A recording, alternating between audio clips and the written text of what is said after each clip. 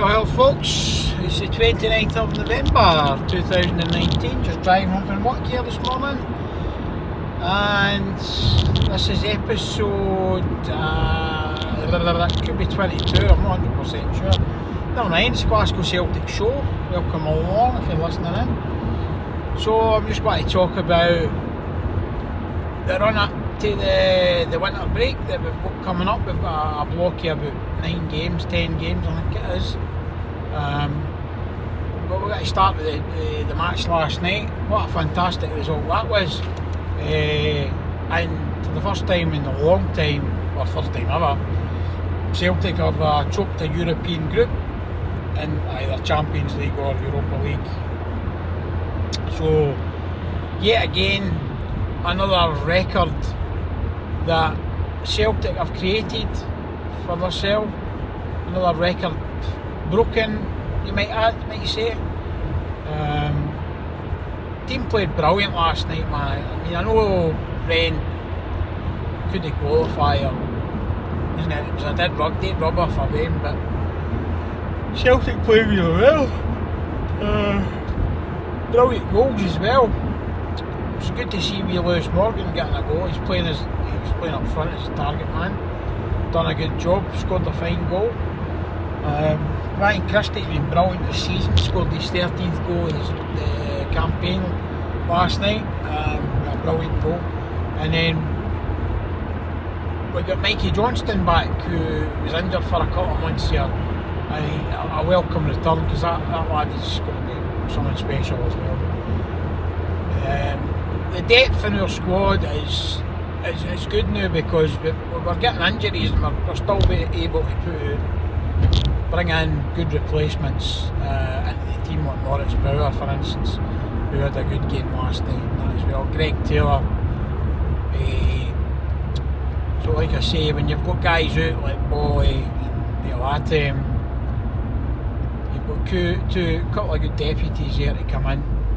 So it all bodes well for the season going ahead. So we've got that one out the road. We've qualified, and now we can look forward to the final game against Cluj. There's no need to go there and try and put a full strength squad. I'm sure Lennon will rest a lot of the big guns and they'll bring in a lot of the squad boys into the team. So we need to worry about that. I mean, that's a game I'm not going to care about, to be honest. And it's a good thing, because with the two teams, obviously Celtic and Sevco up there, only 3 goals separating us at the top of the division in Celtic's favour. This period coming up, this 9-10 games, whatever it is we've got a big advantage if you look at it. We've qualified for Europe. Their future hasn't been settled yet. Young boys don't travel well, but I still believe with on the line they could go to Ibrox and win. A draw wouldn't be any good. They've got to win. And obviously I think Porto, if they're at home to Feyenoord, which I'm not sure if they are or not, but if they are, because they were away last night, so I'm assuming the last game might be here, I think Porto will beat Feyenoord.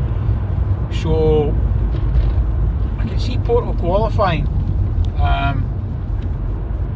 and hopefully Young Boys qualify as well. Fuck Sevco, I want to do it. End of. But aye, so that's an advantage for us. They're going to have to be competitive in that game, where a lot of games come up. It's a game every 3 days.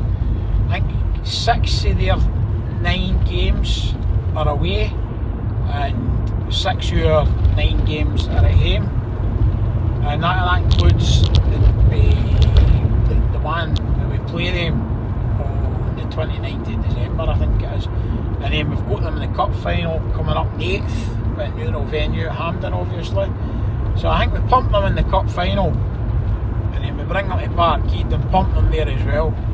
I mean, I reckon when it all plays out, I can see Celtic being about 4 or 5 points clear at the top of the league, come the winter break. I would take that, it'd be nice. Obviously a cup final as well. That'd be ideal. So Steven Gerrard and his group of fucking misfits.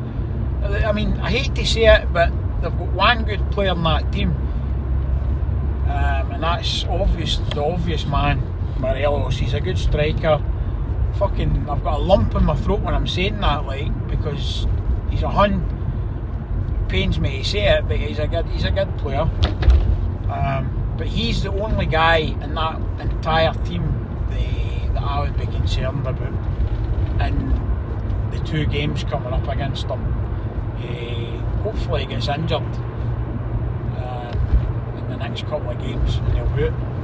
So I think if they lost their talisman, the wheels will come off the wagon at Ibrox, and it's no beyond the realms of possibility that he could get injured or suspended or whatever. And I've got nothing to fear for any of the other players in their team.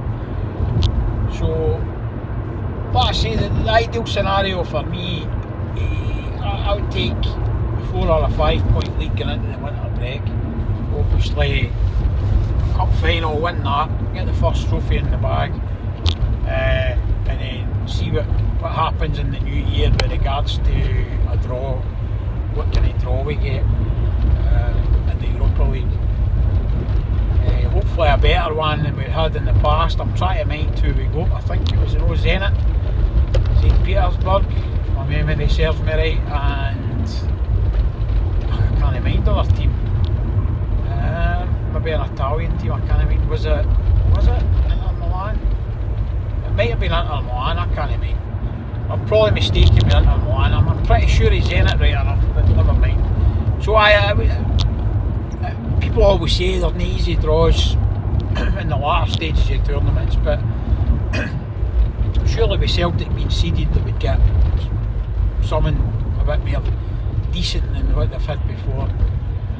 So I'm hopeful for that. I mean, at the end of the day, they've qualified again for the last 32, so it's all good.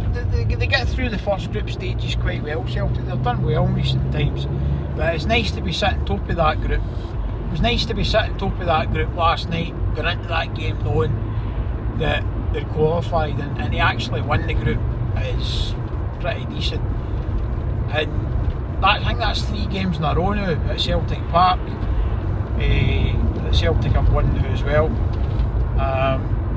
That's nice as well.